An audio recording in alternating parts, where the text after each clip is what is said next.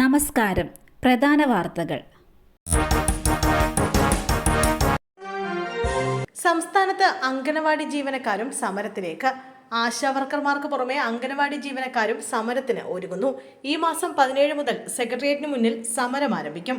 വേതന വർധന ഉൾപ്പെടെ വിവിധ ആവശ്യങ്ങൾ ഉന്നയിച്ചാണ് സമരം. ഇന്റർനാഷണൽ അംഗനവാടി എംപ്ലോയീസ് ഫെഡറേഷന്റെ നേതൃത്വത്തിലാണ് സമരം.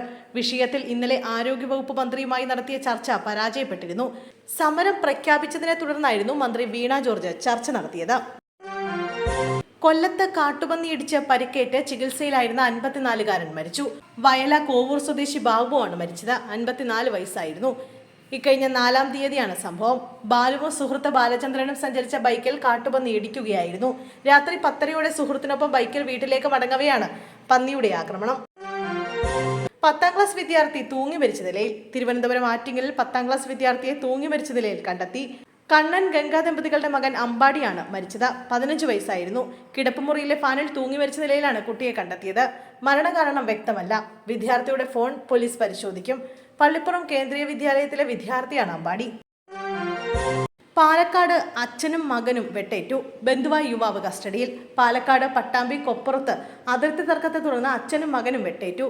മണ്ണേങ്കോട് സ്വദേശികളായ ചാമി, മകൻ വൈശാഖ് എന്നിവർക്കാണ് പരിക്കേറ്റത്. സംഭവത്തിൽ അയൽവാസിയും ബന്ധുവുമായ വിനോദിനെ പോലീസ് കസ്റ്റഡിയിലെടുത്തു.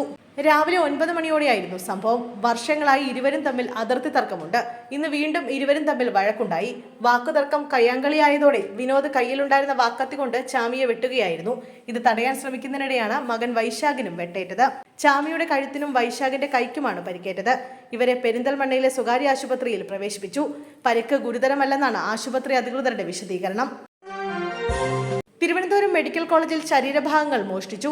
ആക്രിക്കാരൻ അറസ്റ്റിൽ. തിരുവനന്തപുരം മെഡിക്കൽ കോളേജ് ആശുപത്രിയിൽ വൻ വീഴ്ച. പരിശോധനയ്ക്കായി അയച്ച ശരീരഭാഗങ്ങൾ ആക്രിക്കാരൻ മോഷ്ടിച്ചതായി പരാതി. 17 രോഗികളുടെ സ്പെസിമെനാണ് ഇയാൾ മോഷ്ടിച്ചത്. ഇന്നലത്തെ ശസ്ത്രക്രിയയ്ക്ക് ശേഷം പരിശോധനയ്ക്കായി അയച്ച ശരീരഭാഗങ്ങളാണ് മോഷണം പോയത്. പത്തോളജി ലാബിന് സമീപത്തെ സ്റ്റെയർകേസിന് താഴെ വെച്ചിരുന്ന ശരീരഭാഗങ്ങളാണ് മോഷണം പോയത്. സംഭവവുമായി ബന്ധപ്പെട്ട ആക്രിക്കാരനെ പോലീസ് കസ്റ്റഡിയിലെടുത്തു. ശരീരഭാഗങ്ങൾ മോഷണം നടത്തിയത് എന്തിനാണെന്ന കാര്യത്തിൽ വ്യക്തതയില്ല. സംഭവത്തിൽ പോലീസ് അന്വേഷണം ആരംഭിച്ചിട്ടുണ്ട്.